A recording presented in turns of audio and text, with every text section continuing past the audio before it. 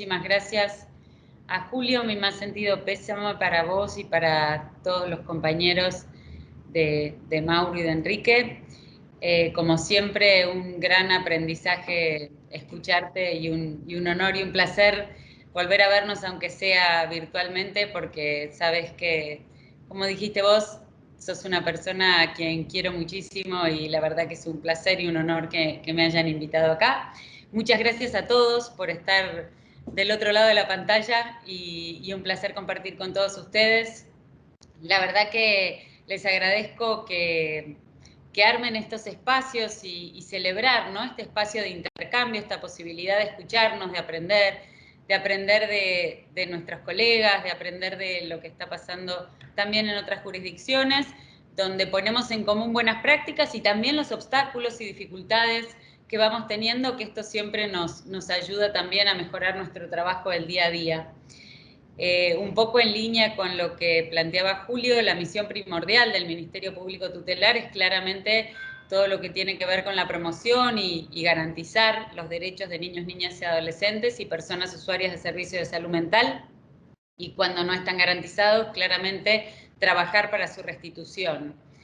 Yo a esto le agrego siempre le agrego algo más que tiene que ver con una justicia activa que en muchos casos intenta y trata, o por lo menos tratamos nosotros desde el Ministerio Público Tutelar, también llegar antes, también poder como Estado dar respuestas antes de necesitar judicializar algunas cuestiones para restituir derechos y poder trabajar en estos dos planos, como garantes de los derechos de niños, niñas, adolescentes y personas usuarias de servicios de salud mental. Como decía Enrique, voy a hablar un poco sobre lo que tiene que ver con el efecto COVID-19 y me parece que frente a esto que vivimos, la labor que generamos desde los ministerios públicos tutelares se vuelve de especial relevancia, ¿no? Porque me parece que algo que pudimos aprender durante todo este periodo de pandemia, que además se sigue prolongando, además de entender lo que es vivir con determinadas incertidumbres, también algo que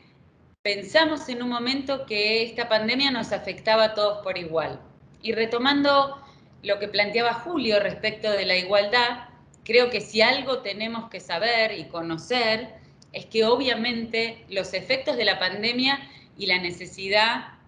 de aislamiento que vivimos durante tanto tiempo no nos afectó a todos por igual, sino que vino a profundizar desigualdades que ya existían, desigualdades que nosotros como Ministerio Público Tutelar teníamos que resguardar y debíamos restituir en muchos casos como derechos. Y lo que puso en evidencia esta pandemia es que muchas de esas desigualdades se siguieron profundizando. Entonces, no solo en cuanto a derechos de salud, por las diferencias, digamos, en cuanto a la posibilidad de llegada de un sistema de salud, sino también por cuestiones personales e intrínsecas. No todos teníamos los mismos riesgos frente a la pandemia y cómo esto fue variando y cómo, por ejemplo, en un primer momento, los más afectados eran las personas de la tercera edad, nuestros adultos mayores, que eran quienes peores consecuencias podían sufrir y cómo después esto fue variando, fue mutando. Pero también se profundizaron las desigualdades en cuanto a los derechos económicos y sociales. Y ahí hubo una profundización de temas porque, por ejemplo, frente a lo que teníamos que hacer para afrontar o enfrentar esto que nos pasaba, que tenía que ver con la higiene, el distanciamiento, el lavado de manos, ¿qué pasaba? No para todos teníamos acceso a los mismos servicios. No era lo mismo quienes estaban en situación de hacinamiento, no era lo mismo quienes no tenían acceso al agua potable, no era lo mismo quienes no tenían conectividad para los casos de tener que hacer trabajo a distancia. Claramente no era lo mismo para quienes no tenían un trabajo formal y de dependencia, sino que tenían un trabajo informal y tenían que recurrir y no podían salir, digamos, de sus casas a realizar esta tarea. Todo este tipo de desigualdades que sabemos que existen y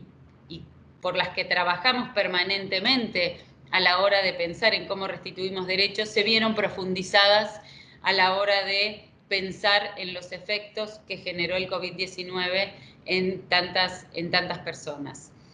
Y especialmente en nuestros niños, niñas y adolescentes y personas usuarias de salud mental, porque entre las cosas que se sucedieron fue la imposibilidad de que accedieran a las escuelas, a una educación presencial, donde entonces se profundizaba la falta de conectividad o la falta de dispositivos a la hora de poder acceder a la educación de manera remota o virtual. Lo mismo pensando en las escuelas como espacios de acompañamiento y contención a tantos de los niños, niñas y adolescentes que acompañamos nosotros a diario desde el Ministerio Público Tutelar. Lo mismo respecto de niños, niñas y adolescentes que tenían que compartir estos dispositivos con muchos hermanos o incluso con sus padres, y cómo esto iba profundizando todo lo que tiene que ver con el acceso al aprendizaje, el acceso a la educación, el acceso a derechos que son primordiales en la vida de nuestros niños, niñas y adolescentes. Entonces, todo esto empezó a generar efectos que se empezaron a analizar el año pasado y que se siguieron profundizando. Una parte tiene que ver con los efectos emocionales. Los efectos emocionales, ya la Organización Mundial de la Salud habla en estudios respecto de la ansiedad que sufrieron niños, niñas y adolescentes durante este último año y medio, como también se van sufriendo síntomas de depresión o síntomas de desgano o apatía, que son los primeros que empiezan a aparecer y sobre los que hay que actuar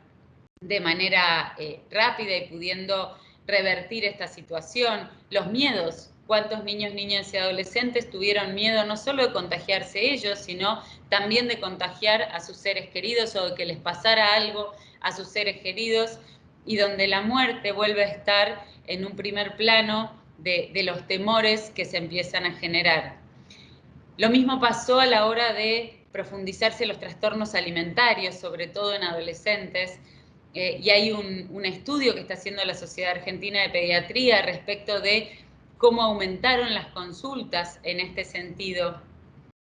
Y por el lado contrario, también el mismo estudio de la Sociedad Argentina de Pediatría nos indica cómo se redujeron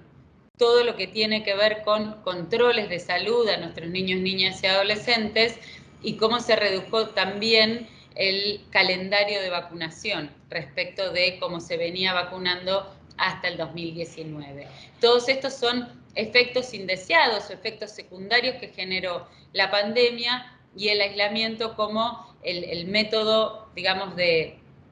poder controlar lo que era el contagio o el aumento de los casos de contagio. Lo mismo sucedió y sucede hoy, lamentablemente, y además no solo en la Ciudad de Buenos Aires y en la Argentina, sino en toda Latinoamérica, cómo se vuelve a profundizar el número de abandono escolar. La virtualidad, claramente, sobre todo para aquellos niños, niñas y adolescentes a quienes les era difícil la posibilidad de conectarse virtualmente, incluso para aquellos niños, niñas y adolescentes que ya tenían alguna dificultad en lo que hacía a los sistemas educativos, empezaron a abandonar la escuela y no se pudo trabajar durante el 2020 en que estos niños continuaran con su educación. Hoy se presume que las tasas de abandono escolar educativas vuelven a niveles de hace 20, 30 años atrás. Estábamos en un nivel de abandono de 46% y se vuelve a retroceder a un 60% o en lo que hace abandono o terminalidad tardía, digamos, no en tiempo y forma.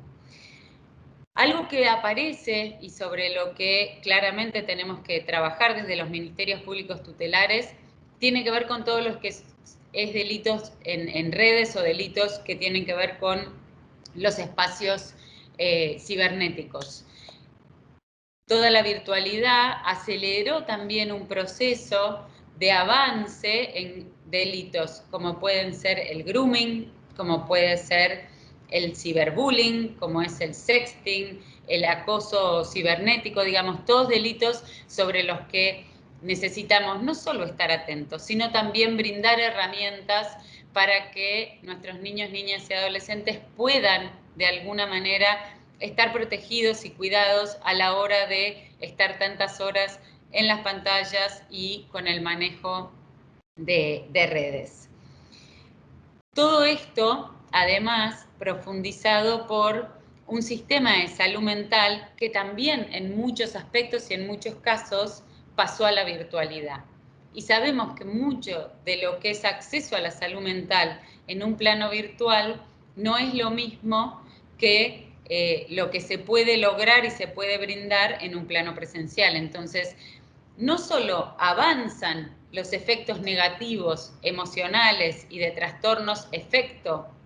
de la pandemia y sobre todo el aislamiento, sino que además a eso se le suma la falta de posibilidad de atención y contención en lo que son los sistemas de salud mental.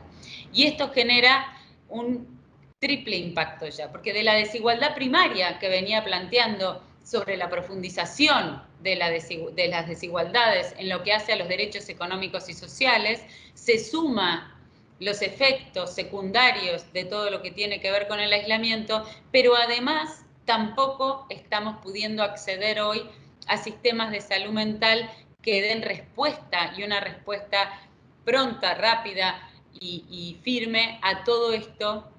que vengo detallando como efectos secundarios o efectos a partir de la falta de garantías de derechos de niños, niñas y adolescentes y personas usuarias de servicios de salud mental como se fueron sucediendo en este último año y medio. Para eso, espacios como el Ministerio Público Tutelar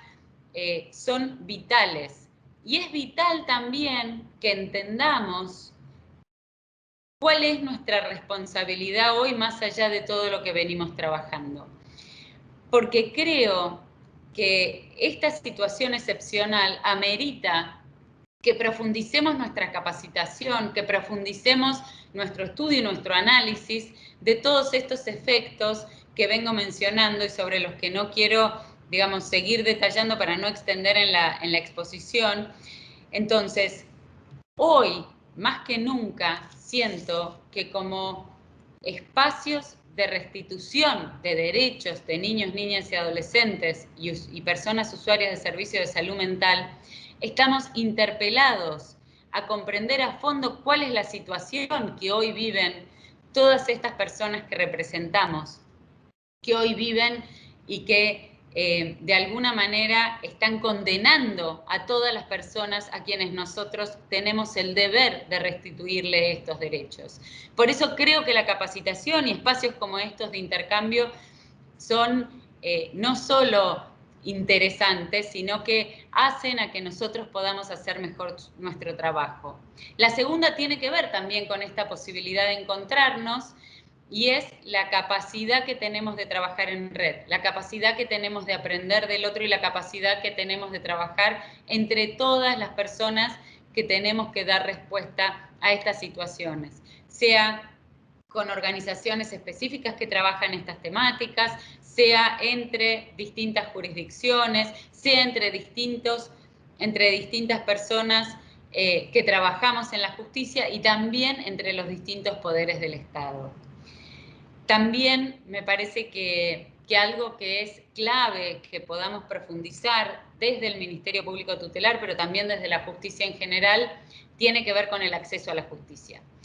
Y acá es donde nosotros podemos hacer una enorme diferencia. Nosotros tenemos que ser espacios accesibles para las personas que tuvieron y que no pueden hoy tener garantizados sus derechos.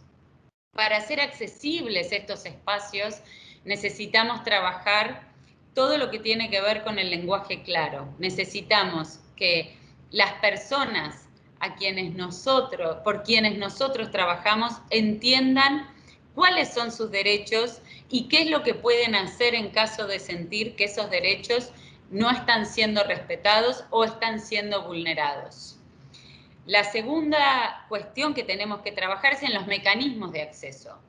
Tenemos que, además de simplificar el lenguaje, darles formas de acceso más simples, que no sean peregrinaciones a oficinas solamente, sino que puedan comunicarse con nosotros a líneas de acceso, que puedan comunicarse con nosotros por las redes y que todos estos sistemas estén preparados y alertas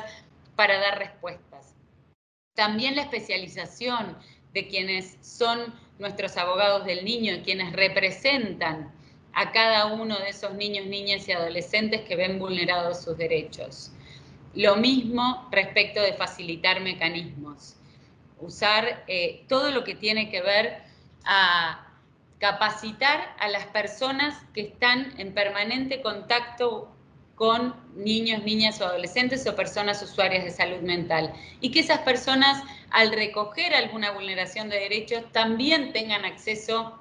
a la posibilidad concreta de que el Ministerio Público Tutelar accione y trabaje para restituir ese derecho. Y sobre todas las cosas necesitamos dar respuestas concretas y respuestas rápidas. Los tiempos de nuestros niños, niñas y adolescentes no son ni los de los adultos ni de los de la justicia. Entonces necesitamos responder de la manera que hoy nos exige un sistema que, en cuanto a garantizar derechos de niños, niñas y adolescentes, tenemos que trabajar en llegar antes, pero también en la restitución, intentando que sea lo más rápido posible cuando estos derechos se ven vulnerados. Yo quiero agradecer en particular a todo el personal del Ministerio Público Tutelar de la ciudad, más allá de que yo haya asumido mi rol a fines de febrero, sé que desde el principio de la pandemia cada uno de ellos estuvo al frente y trabajando justamente por el cuidado, por la garantía y por la restitución en los casos en que no estuvieran garantizados los derechos de niños, niñas y adolescentes y personas usuarias de salud mental, y reafirmar mi compromiso de que ese es el camino y de que de esa manera vamos a seguir trabajando y claramente no solo no vamos a bajar los brazos, sino que todo esto que planteo de capacitarnos, de generar herramientas, de generar red, son principios con los que estamos trabajando y vamos a seguir trabajando para profundizar nuestro rol, pero sobre todo para garantizar derechos de quienes representamos, para quienes nosotros estamos donde estamos, que es eso, es garantizar que todos los niños, niñas y adolescentes y personas usuarias de salud mental de la Ciudad de Buenos Aires tengan sus derechos garantizados y puedan ser oídos. Muchísimas gracias.